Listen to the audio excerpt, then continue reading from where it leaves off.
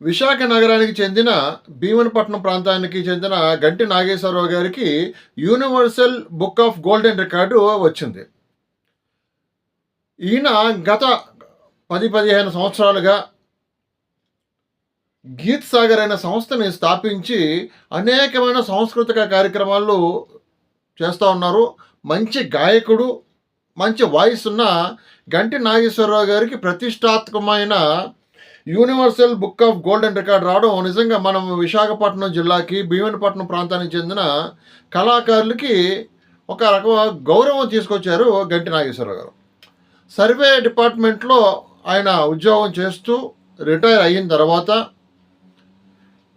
సంగీత్ సాగర్ సంస్థ ద్వారా అనేక మందికి సంగీతంలో శిక్షణ ఇవ్వటమే కాకుండా కొన్ని వందల కార్యక్రమాలని ఆయన నిర్వహించడం జరిగింది. ఆయన సంస్థలో కానీ, బయట సంస్థలో కానీ, విశాఖ నగరం ఈ చుట్టుపక్కల ఉత్తరాంధ్ర ప్రాంతాల్లో మంచి గాయకుడిగా ఆయన ఒక పేరు సంపాదించుకోవడం నిజంగా మనకి గర్వకారణం.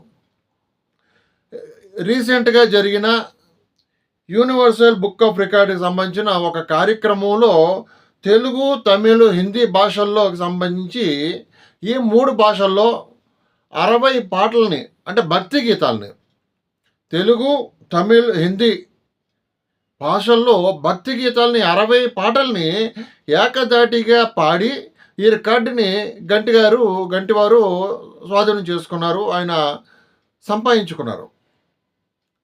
దీనికి ఈ సంస్థ నిర్వాహకులు ఒక ప్రతిష్టాత్మకమైన ఈ అవార్డు ఇవ్వడంతో పాటు విశాఖలో ఆయన్ని ఘన సన్మానం చేసి ఈ అవార్డు, గోల్డెన్ అవార్డు ఇవ్వడం జరిగింది. ఏదేమైనా గంటి నాగేశ్వరరావు ఇప్పటి వరకు ఉత్తరాంధ్ర వాసులకి మంచి గాయకుడిగా తెలుసు, ఒక సంస్థ నిర్వాహకుడిగా తెలుసు.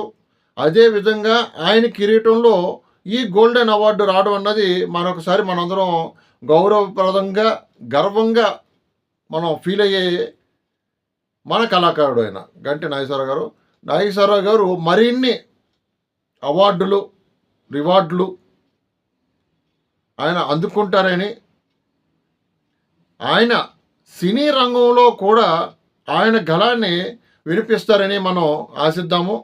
ఆల్ ది బెస్ట్ నాగేశ్వరరావు గారు.